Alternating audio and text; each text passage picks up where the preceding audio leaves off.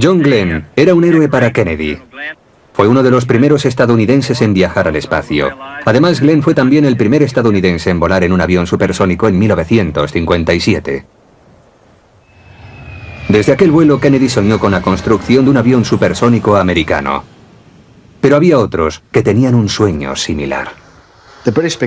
Los británicos habían comenzado su programa de aviones supersónicos en 1943, mediada la guerra. Se trataba del diseño de un avión que fuera capaz de volar a 1.5 Mach. Eso es una vez y media la velocidad del sonido, unos 1.600 kilómetros por hora. Toda una aventura, considerando las velocidades a las que se volaba en aquellos días. Los británicos iniciaron varios proyectos, entre ellos el de Miles M52 y el de Havilland DH-108 Swallow. Sin embargo, se les adelantó Chuck Yeager con su Bell X-1.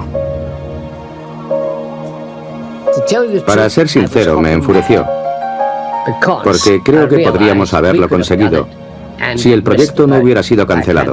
No el del DH-108, sino el del Miles M52. Yo iba a ser el piloto en aquel proyecto. Lo seguí con mucho interés. Y estábamos preparados al 80% para el primer vuelo, cuando, sin previo aviso, sin ser consultados, al final fue cancelado. El 14 de octubre de 1947, el Bell X-1, provisto de cohetes, se convirtió en el primer avión en superar la velocidad del sonido. A los británicos no les gustó nada que los americanos fueran los primeros en atravesar la barrera del sonido, porque la tecnología británica estaba más avanzada que la americana. La razón que arguyeron los responsables británicos para justificar la cancelación del proyecto fue que ignoraban qué le podía ocurrir a un avión cuando se aproximara a la velocidad del sonido. Ocurren varias cosas cuando un avión se acerca a la velocidad del sonido.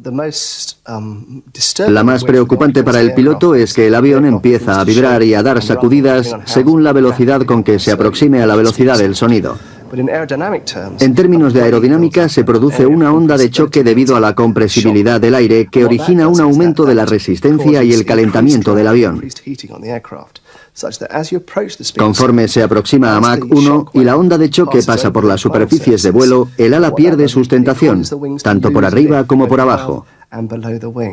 Esto origina una presión que hace que el avión pique si no se hace nada por impedirlo.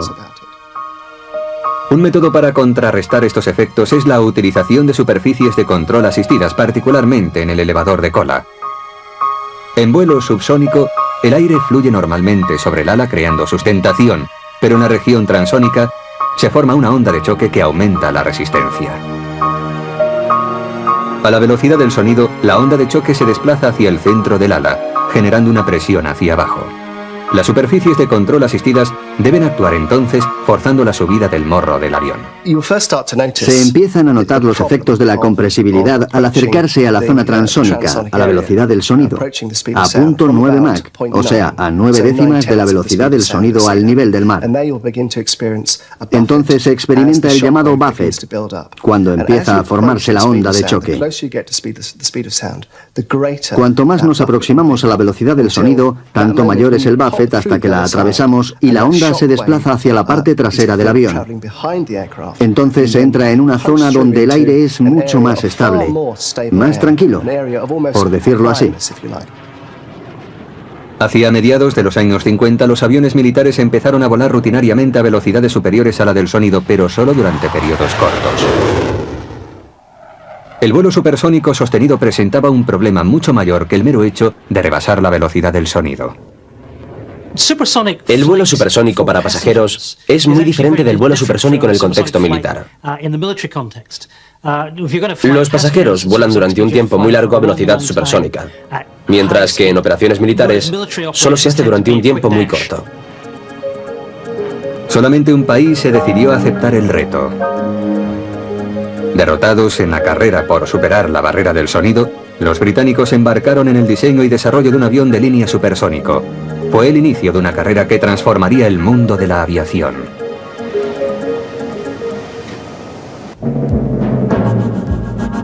El 10 de marzo de 1956, los británicos volvieron a entrar en la liza con ansias de revancha. Para ello emplearon el Fairey Delta II, que consiguió el récord mundial de velocidad absoluta volando a 1820 km por hora. El Fairey Delta II introdujo una serie de innovaciones revolucionarias. Entre ellas una larga y aguda ala en delta, perfecta para volar en crucero a velocidad superior a la del sonido. También tenía un morro abatible para que el piloto tuviera mejor visión durante el despegue y el aterrizaje. Inspirados por el éxito del Fairey Delta, los británicos crearon un comité para coordinar el desarrollo de un avión de línea supersónico. La característica más interesante del Fairey Delta II, que luego se pudo apreciar en el Concorde, es su morro abatible. Como en el Concorde, el morro baja y sube. Uno de los problemas de los aviones con ala delta es que están diseñados para volar a velocidades supersónicas. Por eso utilizan la aerodinámica adecuada. La cuestión es que luego resultan muy difíciles de pilotar a baja velocidad. Cuando van a aterrizar deben tomar un gran ángulo de ataque y a los pilotos les resulta muy difícil ver lo que tienen por delante. Por eso el morro debe ser abatible, un morro emboladizo, para que el piloto tenga mejor visibilidad al aterrizar. Ese es el motivo del diseño que hoy se ve con tanta frecuencia. En marzo de 1959, el Comité del Transporte Supersónico ha terminado el trabajo preliminar y está preparado para indicar las líneas maestras.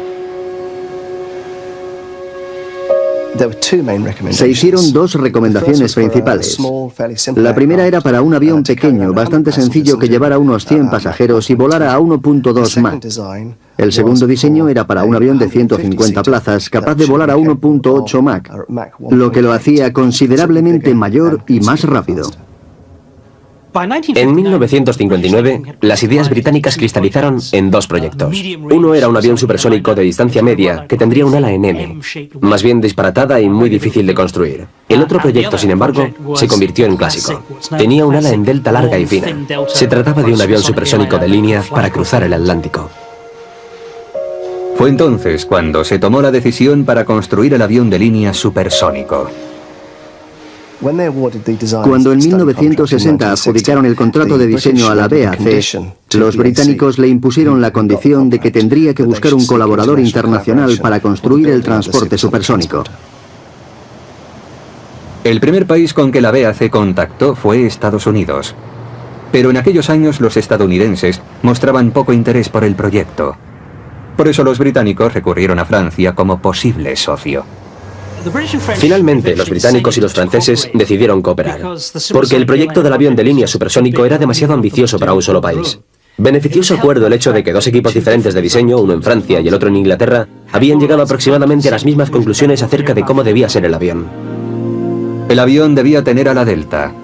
Se llamaría Concorde, Concordia, una palabra común al inglés y al francés. Pero para que el desarrollo tuviera éxito, el Concorde debía resultar atractivo para las compañías aéreas.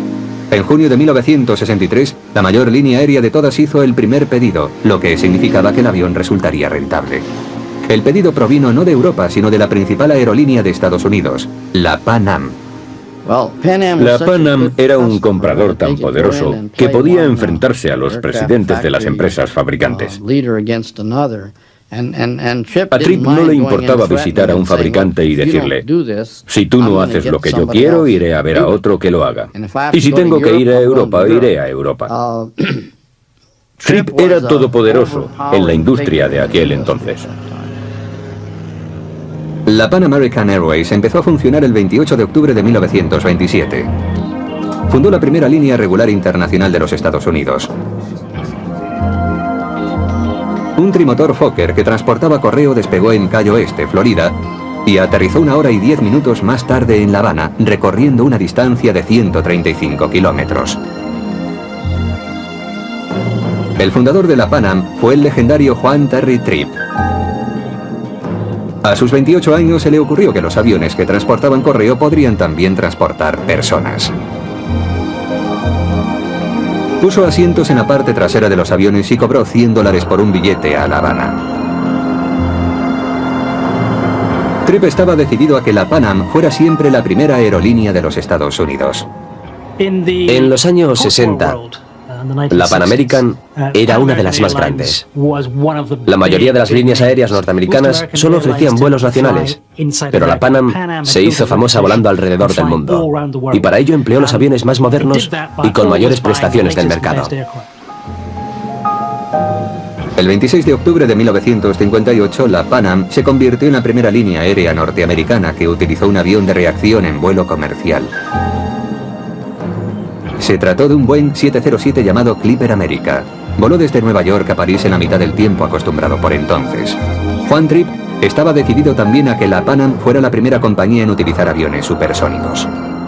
A los pilotos que trabajaban para la Pan Am a finales de la década de los 50 o 60 les solían decir: manteneos aquí, muchachos, porque vais a volar en supersónico. La Pan Am creía que convirtiéndose en una aerolínea supersónica ganaría prestigio y se consolidaría como la más importante.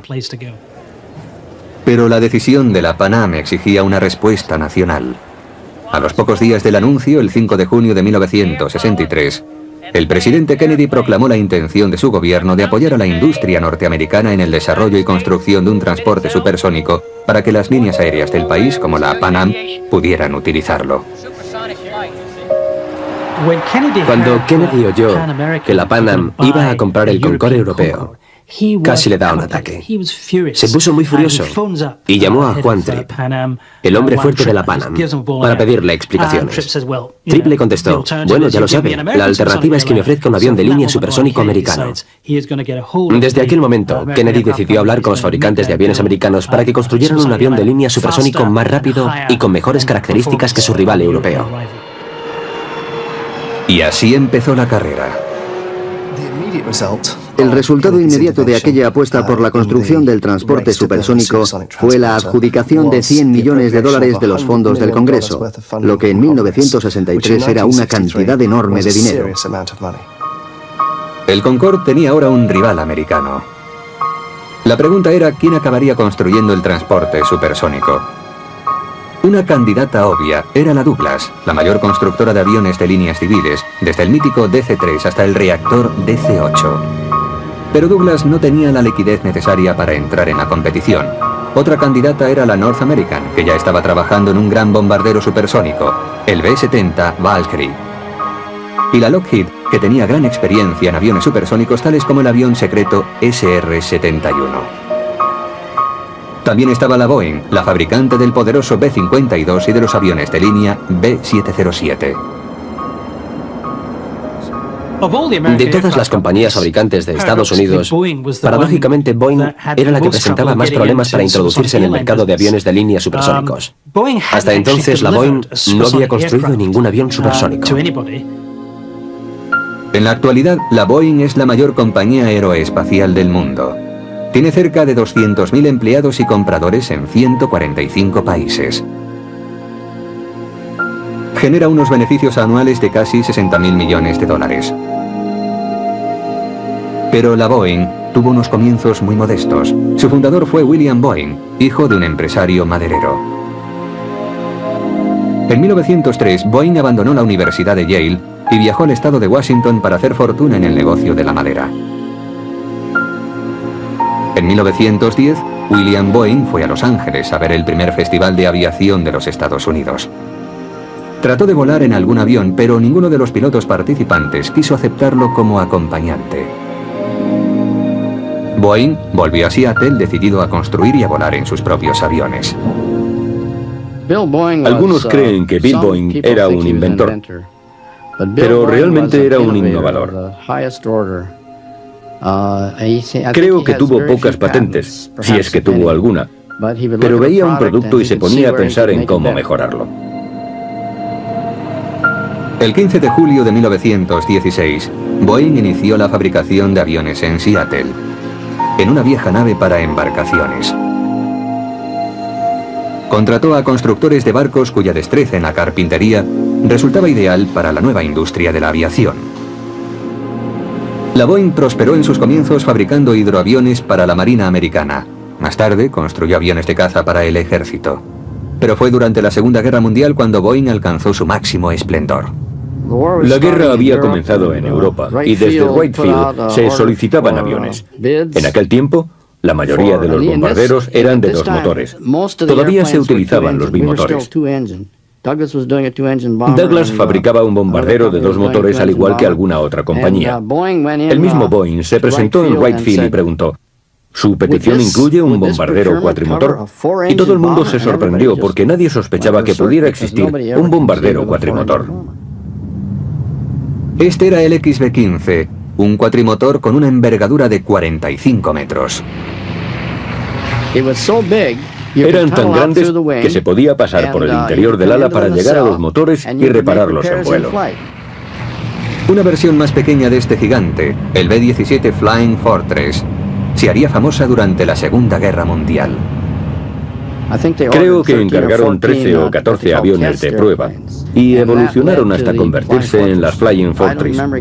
No recuerdo exactamente cuántos se fabricaron, pero creo que fueron unos 13.000. Se construyeron las series A, B y C, así hasta la H, según recuerdo. El B-17 fue un avión muy versátil. Cada nueva versión llevaba más bombas y más torretas.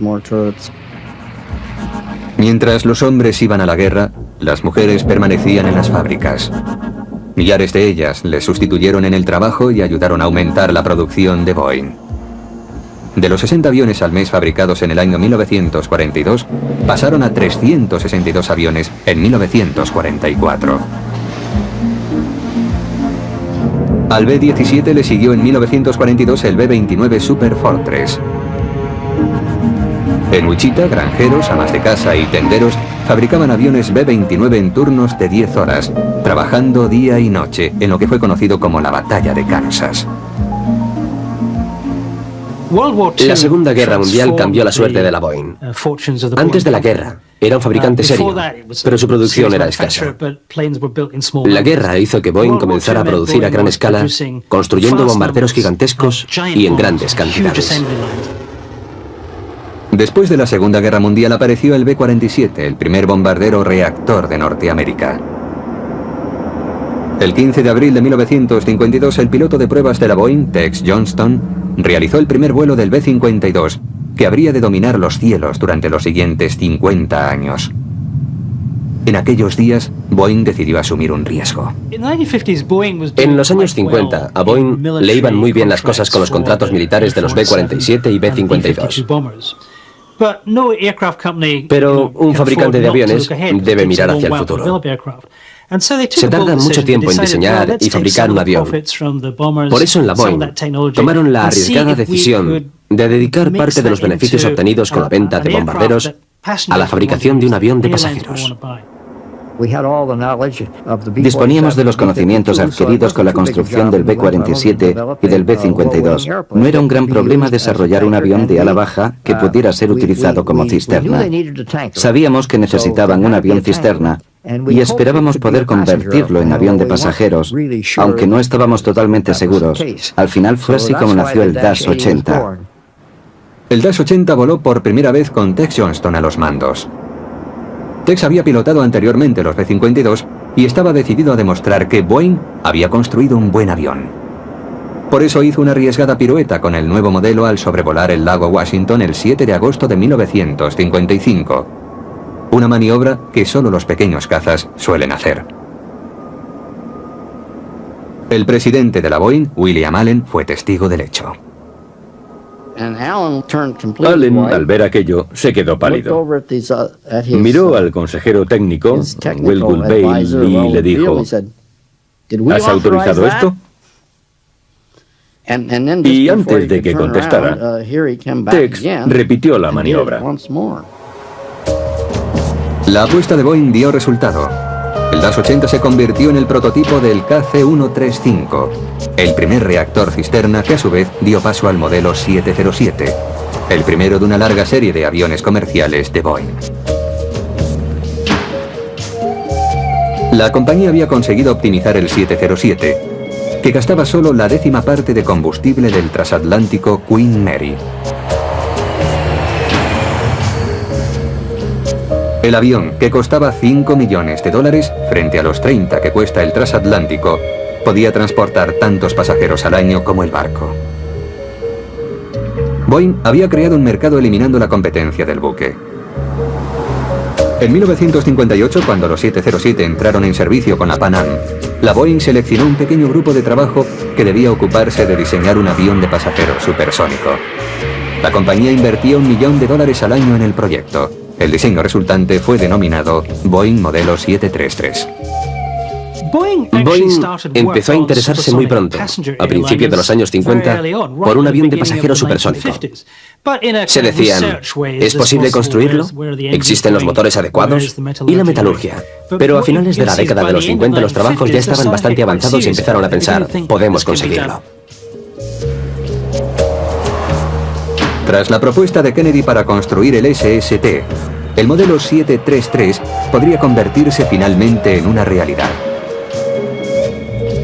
A finales del año 1963, los 3 candidatos a la construcción del SST americano, Boeing, Lockheed y North American, trabajaban en secreto desarrollando sus respectivos diseños. ¿Quién ganaría la competición? Y lo que era más importante, ¿podría el tardío diseño americano conquistar el mercado mundial?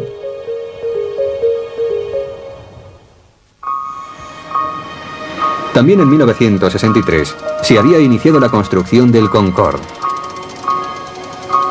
¿Llegaría a tiempo Estados Unidos? Existía un precedente. El Comet británico fue el primer reactor de pasajeros que entró en servicio a finales de los años 50. Sin embargo, una serie de accidentes fatales revelaron algunos fallos de diseño. Dichos fallos se debieron sobre todo a la prisa por lanzar un reactor comercial al mercado antes que los americanos. En consecuencia, el 707, que parecía surgido de la nada, gobernó los cielos en las décadas de los 50 y 60. Los americanos llegaron tarde a la carrera por el avión supersónico, pero quisieron adelantarse a los europeos y decidieron ir deprisa. En Europa se había decidido volar a 2.2 Mach, por lo que el Concorde podría utilizar los materiales y la tecnología existentes. Los americanos decidieron llegar hasta Mach 3, hasta la llamada barrera del calor, lo que significaba que debido a los esfuerzos y las temperaturas que a esas velocidades tenía que soportar el avión, había que utilizar nuevos materiales. Los americanos querían dar un gran salto tecnológico para adelantar a los europeos y eliminar la competencia. Para vencer a la competencia, tanto a nivel nacional como en Europa, Boeing propuso un avión que era bastante mayor que el Concorde. Fue llamado 2707. La Boeing se dio cuenta de que si quería superar al Concorde franco-británico, su avión tendría que ser mejor, más grande y más rápido. Por eso diseñó un avión más rápido que transportaría más del doble de pasajeros que el Concorde. En lugar de 120 irían 277 pasajeros a bordo. Para diseñar el nuevo 2707, Boeing se ayudó de una sorprendente maqueta a escala real. Tenía 93 metros de longitud, un tercio más largo que el Concorde. Disponía de 277 asientos, 30 de primera clase y 247 de turista, superando por tanto al Concorde. La disposición de los asientos del 2707 era revolucionaria. Hasta entonces, los pasajeros se sentaban en sendas filas de asientos a ambos lados del pasillo central, lo que hacía de los aviones un transporte poco aconsejable para claustrofóbicos. Boeing decidió que si quería animar al público a subir a su nuevo avión, tenía que ofrecerles algo más. Por eso hicieron que el fuselaje fuera más ancho, para poner más asientos. Hoy en día estamos acostumbrados a ver 3 filas de asientos y 2 pasillos. Pero cuando Boeing estaba desarrollando el avión de transporte supersónico, era la primera vez que utilizaba esa disposición de los asientos. El Concorde tenía un fuselaje muy estrecho y una disposición de 2 filas de asientos con un pasillo central. El 2707 iba a estar propulsado por 4 enormes turborreactores, cada uno capaz de desarrollar casi 3 toneladas de empuje. En el despegue, el 2707 pesaría más de 300 toneladas. El Boeing 2707 poseía otras 2 peculiaridades interesantes.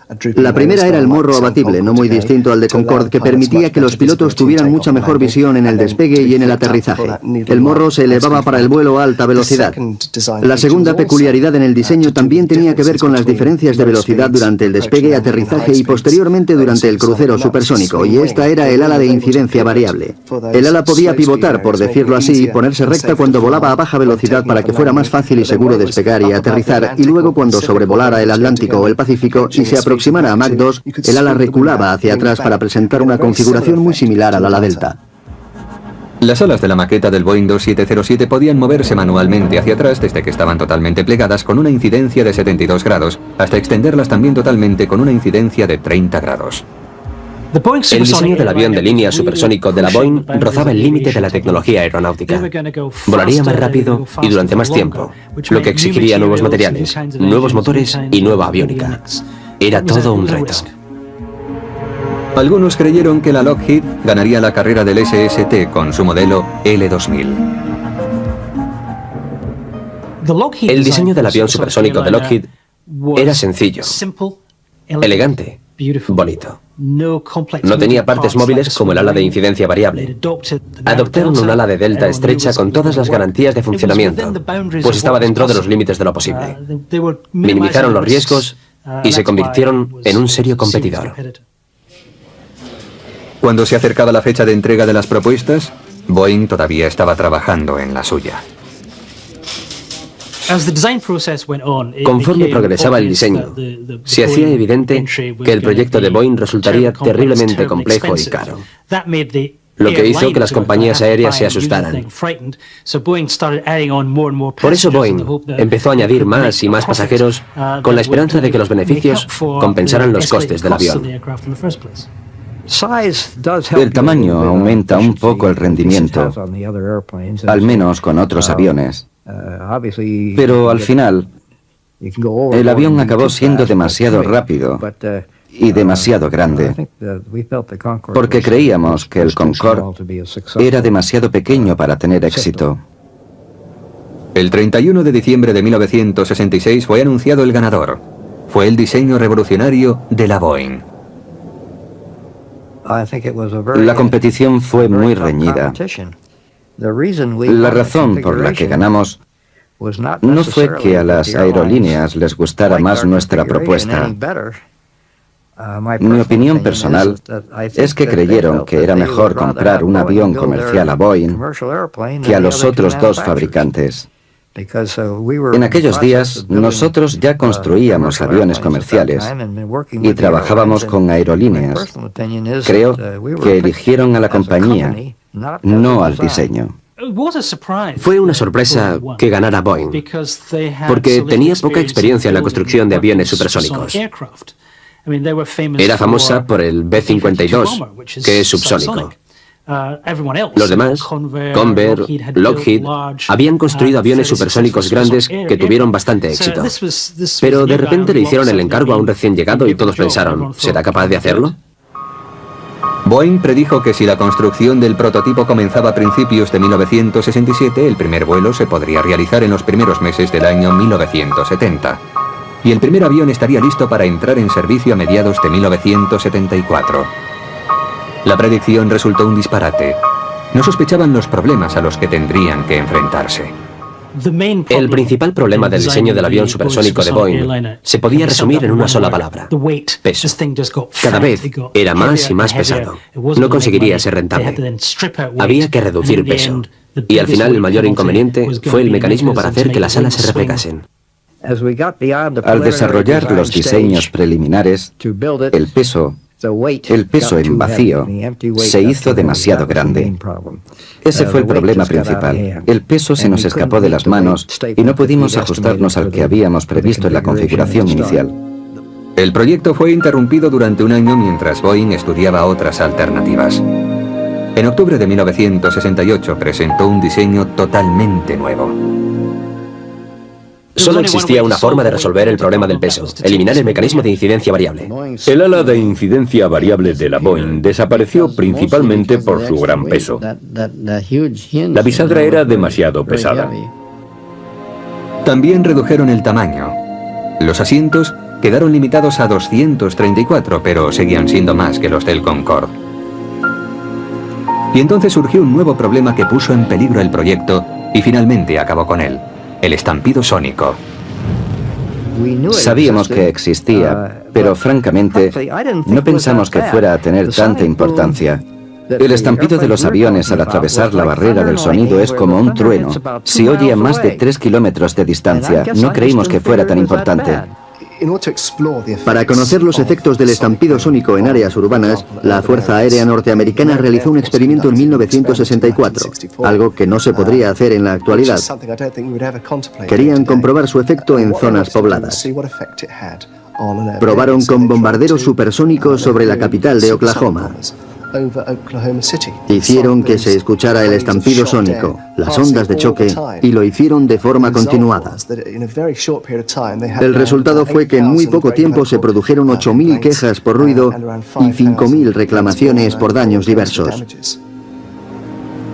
En 1967, inmediatamente después de haber sido seleccionada la Boeing para construir el 2707, el Dr. William Sharcliffe, un científico de la Universidad de Harvard, creó la Liga Ciudadana contra el Estampido Sónico. Había demasiados inconvenientes técnicos y económicos para un avión de esta clase. Y uno de ellos era que cuando pasaba la barrera del sonido, generaba una onda de choque que se oía en las zonas habitadas. Fue una época muy mala para mí. Yo era un ingeniero que trataba de hacer su trabajo y me enfrentaron con esa gente. Fue un problema político que me adjudicó ese tipo, Sharcliffe. Yo no le conocía y no sabía qué reivindicaba. Lo que sé es que a los británicos les sorprendió descubrir los inconvenientes que teníamos. Otros científicos publicaron una hipótesis según la cual los gases de salida del SST emitidos a la atmósfera a gran altura desencadenarían una reacción química. Esta reacción deterioraría la capa de ozono que absorbe las radiaciones solares en la estratosfera, haciendo que aumentara el riesgo de cáncer de piel para la humanidad. Creo que hubo otros problemas medioambientales, quizá no justificados técnicamente, relacionados con la capa de ozono por contaminación de la atmósfera superior. Surgieron muchas críticas, amenazando con los llamados problemas medioambientales. La opinión pública se situó en contra del SST. Y conforme aumentaba la oposición, el Congreso empezó a manifestar dudas respecto al avión. En respuesta, el presidente Nixon, poco después de ser elegido en 1968, creó un comité de 12 miembros para que presentaran un informe sobre el proyecto. Nixon era un firme defensor del SST cuando llegó al poder, al igual que los presidentes Johnson y Kennedy.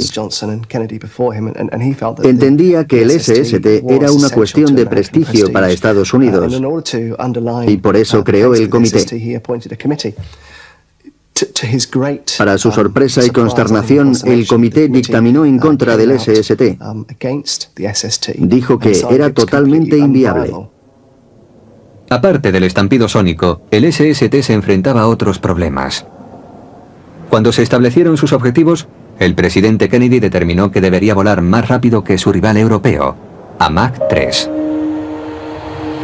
Pero a esa velocidad, el avión se sobrecalentaría. Debería fabricarse con materiales muy caros para que no se fundieran o rajaran a tales temperaturas.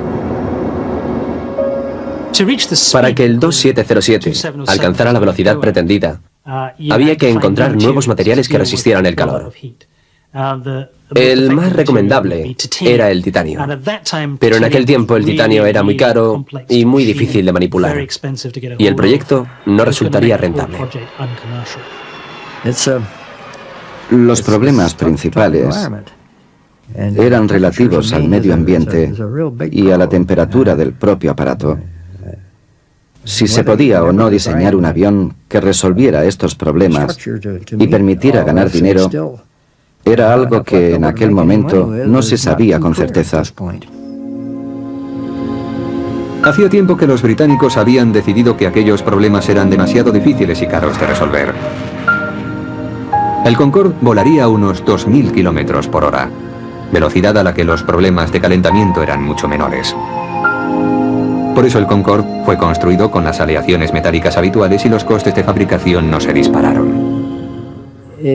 Si se volaba más allá de Mach 2, la temperatura subía demasiado para el aluminio. No puedo decir exactamente en qué momento, pero si se sobrepasa Mach 2, hay que utilizar un material más resistente. El titanio era el adecuado, el mejor, y lo sabíamos. Así que parte del programa consistió en aprender a trabajar con él.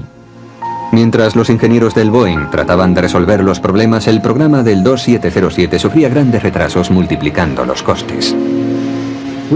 Gastamos varios millones de dólares de la compañía, aparte de lo estipulado en el contrato del SST debido al titanio. Quizá éramos demasiado ambiciosos.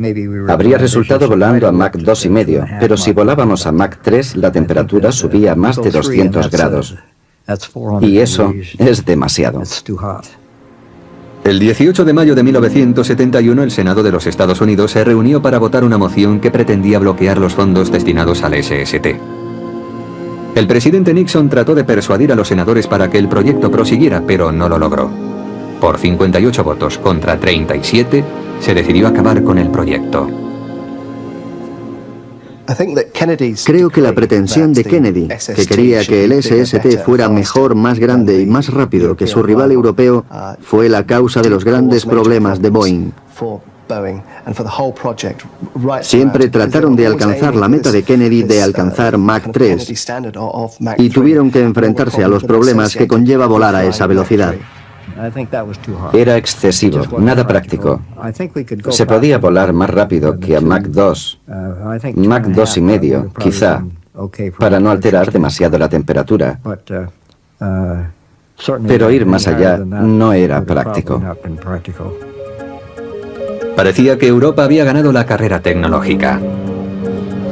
En 1973, solo 18 meses después de la cancelación del proyecto de la Boeing, el Concorde realizó su primera visita a los Estados Unidos, asistiendo a la inauguración del nuevo aeropuerto de Dallas-Fort Worth. Durante su estancia de 4 días en Texas, el Concorde realizó vuelos supersónicos sobre el Golfo de México y fue la mayor atracción de las exhibiciones en las ceremonias inaugurales. Pero pronto se puso de manifiesto que la victoria del Concorde tan solo sería parcial.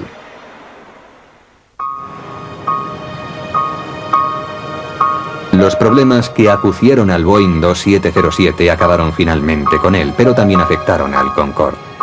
Entre ellos y en particular el estampido sónico.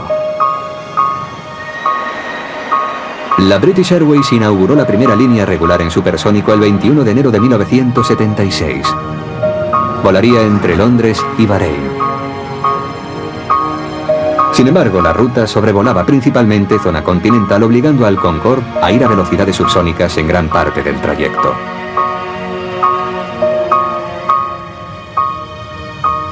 A continuación, se inauguró la ruta a Singapur.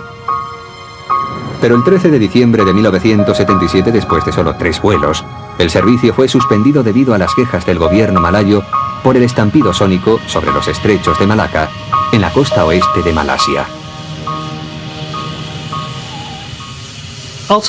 Al final, aunque el Concorde entró en servicio, padeció el mismo problema del estampido sónico que había sufrido el proyecto de la Boeing.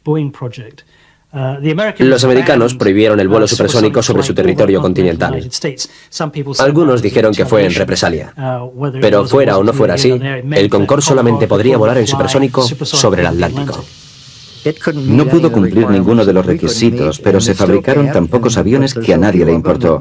No cumplía con los requisitos del estampido sónico, ni con los del ruido al despegar. Pero creo que solo había una media docena de Concorde volando en cada una de las 2 aerolíneas que los empleaban. El Concorde nunca fue rentable, ya que nunca rentabilizó el dinero que se invirtió en su diseño y fabricación. Hacía ganar dinero a las compañías aéreas debido a que el precio de los billetes era muy caro, pero cada vuelo era un despilfarro para la compañía. Por eso fue retirado finalmente de la circulación. El Concorde daba prestigio a una compañía. Te subías a un Concorde y decías, ¡qué bien! Mi mujer y yo despegamos de Washington a las 4:30 de la tarde y estábamos en Londres antes de las 9 de la noche. Fue genial. Pero la historia inacabada del Boeing 2707 fue el primer paso hacia el transporte masivo de viajeros por avión.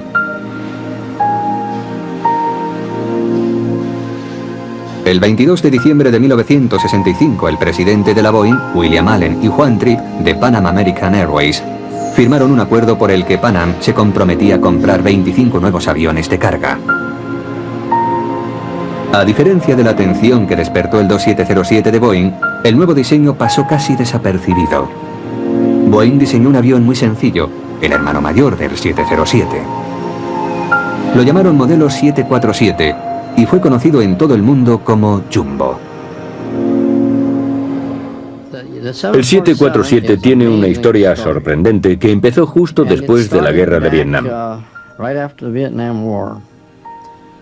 Fue cuando el gobierno dijo: necesitamos transportar gran cantidad de personas y material de forma muy rápida y a cualquier parte del mundo.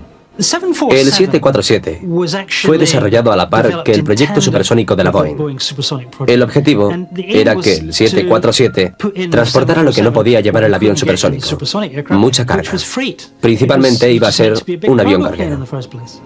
En 1965 la compañía Boeing decidió construir un 707 más grande.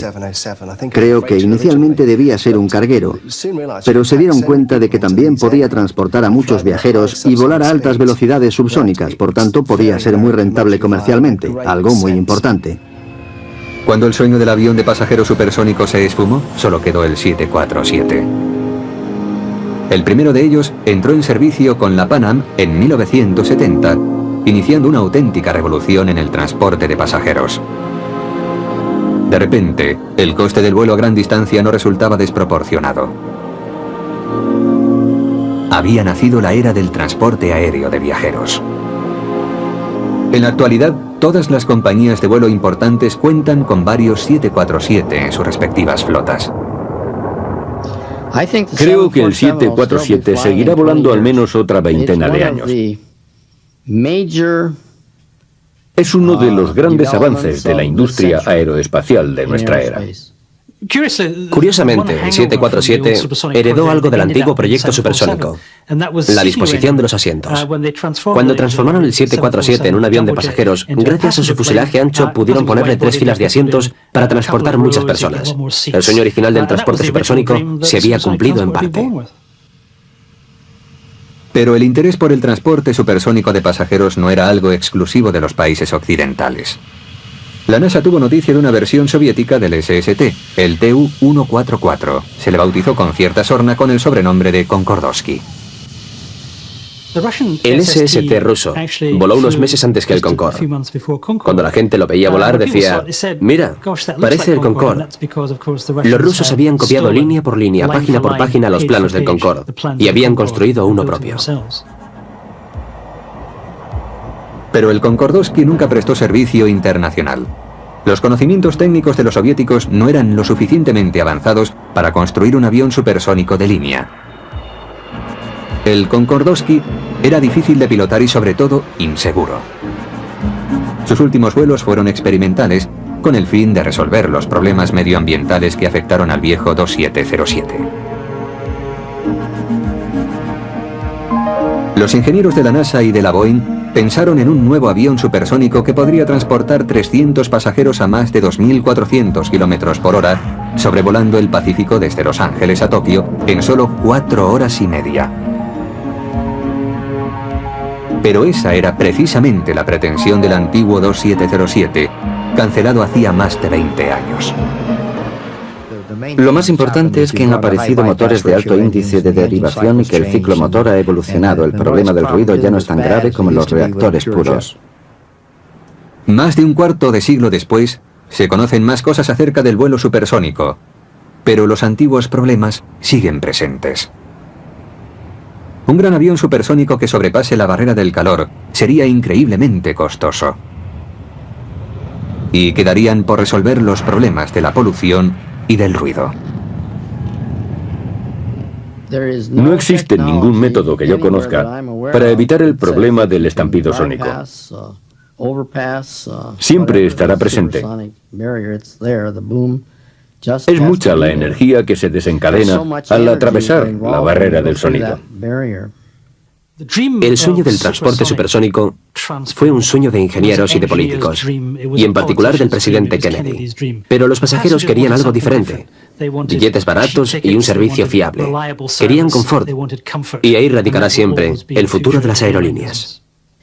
Si alguien me preguntara hoy en día, ¿habrá alguna vez un supersónico fabricado en Estados Unidos? Yo contestaría, lo primero que hay que definir es qué se entiende por supersónico. Se puede construir un avión de Mach 2 más avanzado, más grande y más económico que el Concorde. Es posible. Pero nuestros materiales no están todavía preparados para volar a Mach 3. No disponemos todavía de los medios para conseguirlo. Pero el sueño sigue vivo. En la actualidad, Boeing sigue planificando diseños que aumenten la velocidad de los aviones de pasajeros. El Lockheed SR-71 Blackbird vuela rutinariamente a Mach 3. Está hecho de titanio, pero la metalurgia continúa avanzando. ¿Podrá un avión de pasajeros en el siglo XXI volar junto al Blackbird? Ese es el reto, fruto del legado del Boeing 2707, uno de esos aviones que nunca llegaron a volar.